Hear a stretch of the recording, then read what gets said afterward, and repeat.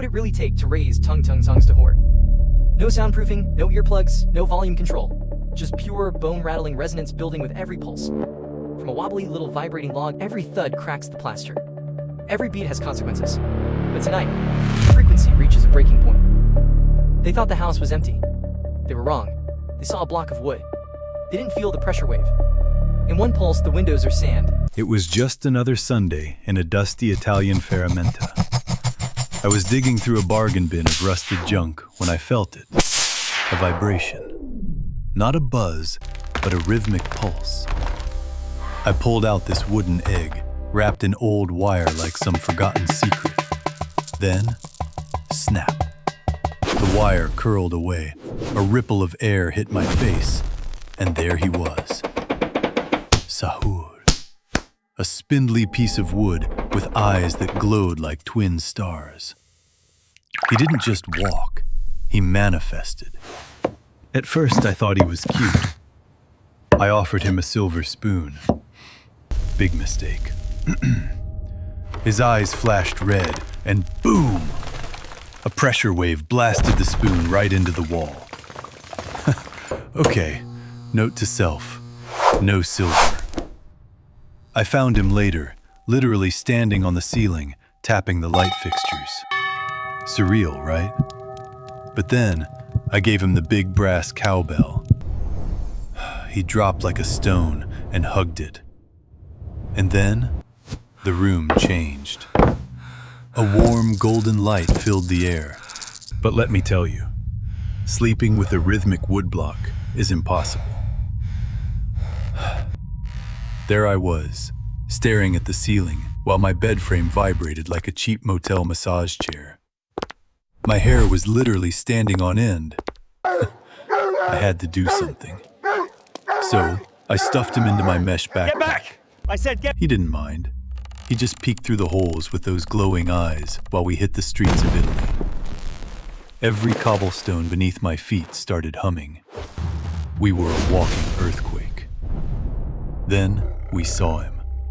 A massive Doberman, barking like crazy and ready for a fight. Sahur didn't even wait. He poked a tiny wooden finger through the mesh, and then, blink, he was already on the fountain, ready for the show. He even tried to help me work, which meant tapping on my laptop until my entire report was deleted. Thanks, buddy. Even the bathroom wasn't safe. I turned on the tap and the water just stopped. It formed floating bubbles around him like a liquid solar system. I caught him grooming his joints with a metal file. He looked up at me with these guilty blue eyes, surrounded by broken light bulbs. He was changing. When I picked him up, he felt heavy, like he was made of solid lead instead of pine. Time started moving differently.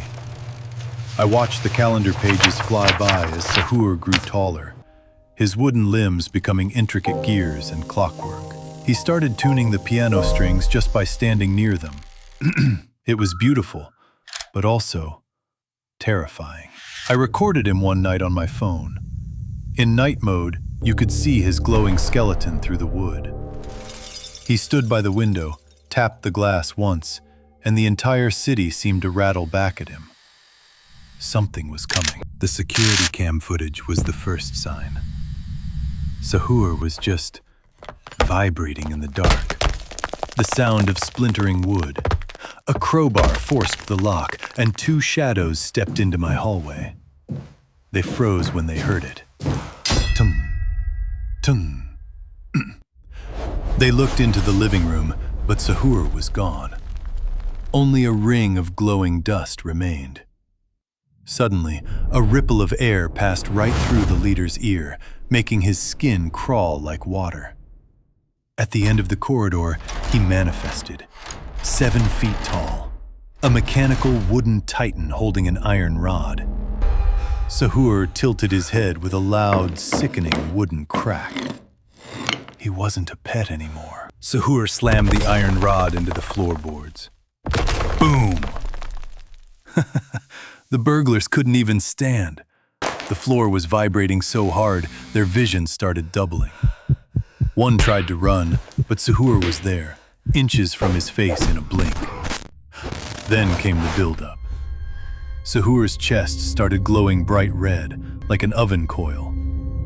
A massive bong echoed through the night, shattering every street lamp on the block. A wall of solid sound hit them, sliding those guys across the floor like rag dolls.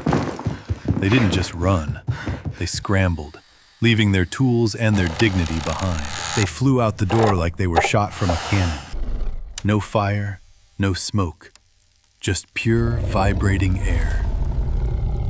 When they looked back at the window, Sahur was there, tapping a slow, mocking rhythm against the glass.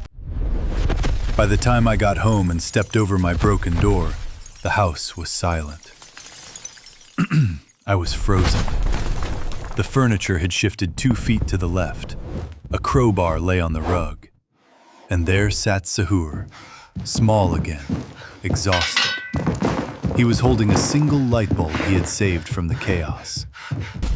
I knelt down, and he hopped into my lap with a soft thud. We were both shaking, but for different reasons. I pet his wooden head. He purred, a low, rhythmic vibration that made my arm tingle pleasantly. It was the calm after the storm. Cleaning up was easy. I was sweeping the broken glass, but Sahur? He was just using sound waves to float books back onto their slots on the shelves. Pure magic realism. We got into a rhythm. Every morning, I gave him a small, shiny brass nut, and he would vibrate it into fine metallic dust instantly for breakfast. He'd even dance on the kitchen counter to the beat of the radio. It was a new domestic dance, a harmonious life. Tung, tung, tung. At night, we'd sit on the balcony overlooking the sea, both glowing a soft, peaceful orange as the Italian sun set. We watched classic black and white films, Sahur tapping the rhythm of the music on my knee until he fell asleep. He emits this tiny, perfect tung, tung heartbeat. I tuck him into his small wooden box lined with velvet. He fits perfectly. His eyes close slowly. One last tiny spark of white light before they go dark. Next morning, back to routine. Coffee, radio, and Sahur tapping a spoon against my cup. Life is good here in Italy. Tum.